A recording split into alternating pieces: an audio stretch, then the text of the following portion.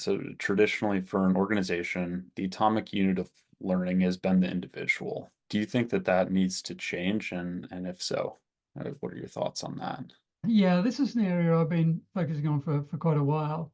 Nowadays, in most organizations, the vast majority, the atomic unit is not the individual. And I feel that one of the challenges we have is that certainly from the perspective of senior business, senior organizational leaders and managers, the atomic unit is the team. It's not the individual. Of course, a manager will care how Nick's performing or how Charles is performing, how anyone else is performing. But actually, if we're thinking about learning as enabling performance for the organization, what the organization is interested in is how the teams, and we all work in most of us work in multiple teams at any time. So in terms of the unit of productivity in organizations, that's the team. And the challenge that we've got in L&D is we need to rethink our own focus, because many L&D departments are either part of human resources or they're within or aligned with HR departments.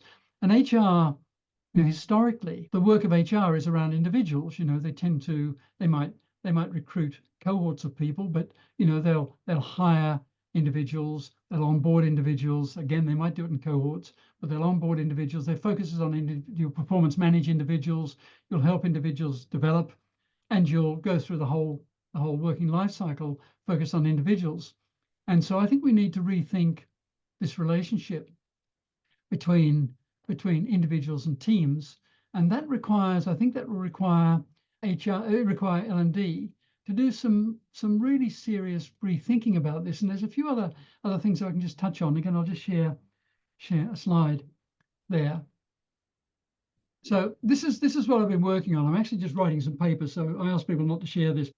So as I said, within HR, you're involved with individual development, recruiting, onboarding, career development, individual behaviors, diversity, equality, inclusion, and compliance, of course.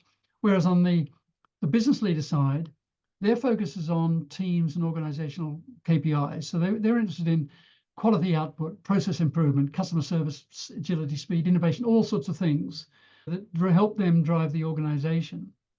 And what it means that business leaders are more interested in expertise than they are in competence. And I mentioned competence and expertise earlier on, and I think that's a really important thing to be aware of, because we spend a lot of time, HR and L&D spend a lot of time with competency frameworks and skills matrices and all these sorts of things. But if you go and talk to organizational leaders, what they're interested in, they're not interested whether Nick or Charles had this particular competency. What they're interested in is task execution. Can the team, which Nick and Charles are members of, can they deliver high quality work and what I'd call critical tasks, high quality tasks? So there's a difference there. And that then feeds again into skills. I mentioned, skills mapping and job roles.